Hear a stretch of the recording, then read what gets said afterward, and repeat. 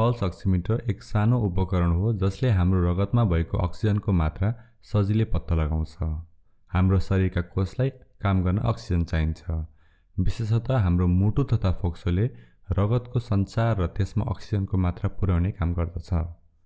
मुटु वा फोक्सोको समस्या भएका बिरामी जस्तै chronic obstructive pulmonary disease COPD वा दम, ब्रोन्कियल एस्मा, निमोनिया वा छातीमा संक्रमण भएका कोभिड-19 का बिरामीले अक्सिजनको मात्रा पत्ता लगाउन घरमै बसी पल्स अक्सिमिटरको प्रयोग गर्न सक्दछन्।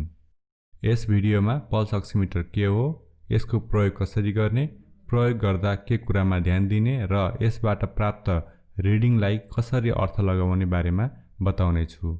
यस्तै जानकारीमूलक भिडियो हेर्नका लागि यस च्यानललाई सब्स्क्राइब गर्न नभुल्नुहोला। यस उपकरणलाई औँलामा च्यापेको केही सेकेन्डमा नै oxygen saturation SpO2, heart rate, मुटुको धड्कनको गति र शरीरको भागमा आर्ट्रियल ब्लडको प्रसारण पत्ता लगाउँदछ। पल्स अक्सिमिटरको प्रयोग गर्नु पूर्व पहिला ब्याट्री ठिक भएको यकिन गर्नुपर्दछ। यदि नेल पोलिस भएमा हटाउनु पर्दछ वा अन्य औँलाको प्रयोग गर्नुपर्दछ। हात चिसो भएमा हत्केला रगडेर न्यानो बनाउनु पर्छ। औँलामा मेहन्दी लागेको अवस्थामा यस उपकरणले गलत रिडिङ दिन सक्छ। यस्तो अवस्थामा अन्य औँलाको प्रयोग गर्नु पर्दछ। यस उपकरणलाई हातको औँलामा च्याप्नु पर्दछ, त्यसपछि अन बटनमा दबाउनु पर्दछ। यस उपकरणको प्रयोगको समयमा धेरै हलचल गर्नु हुँदैन। स्थिर रहेमा रिडिङ सही आउँछ। धेरै हलचल भएमा पल्स वेभफर्म इरेटिक हुन्छ र मुटुको चाल र SpO2 राम्ररी पत्ता लाग्दैन।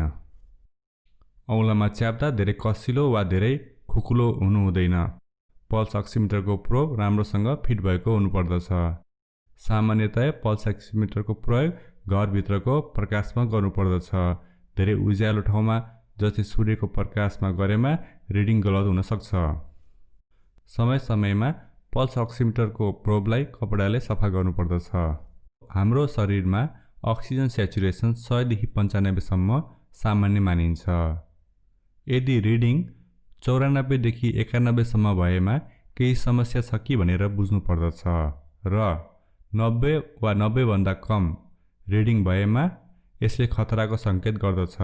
यस्तो अवस्थामा नजिकैको स्वास्थ्य संस्थामा सम्पर्क गरी चिकित्सकलाई देखाउनु पर्दछ। हाम्रो शरीरको मुटुको चाल 60 देखि 100 सम्म सामान्य मानिन्छ।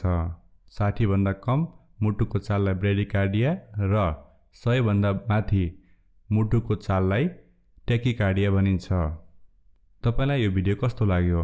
पल्स अक्सिमिटरको बारेमा कुनै जिज्ञासा भएमा कमेन्ट बक्समा लेख्न नभुल्नुहोला। भिडियो राम्रो लागेमा यस च्यानललाई सब्स्क्राइब गर्न नभुल्नुहोला। धन्यवाद।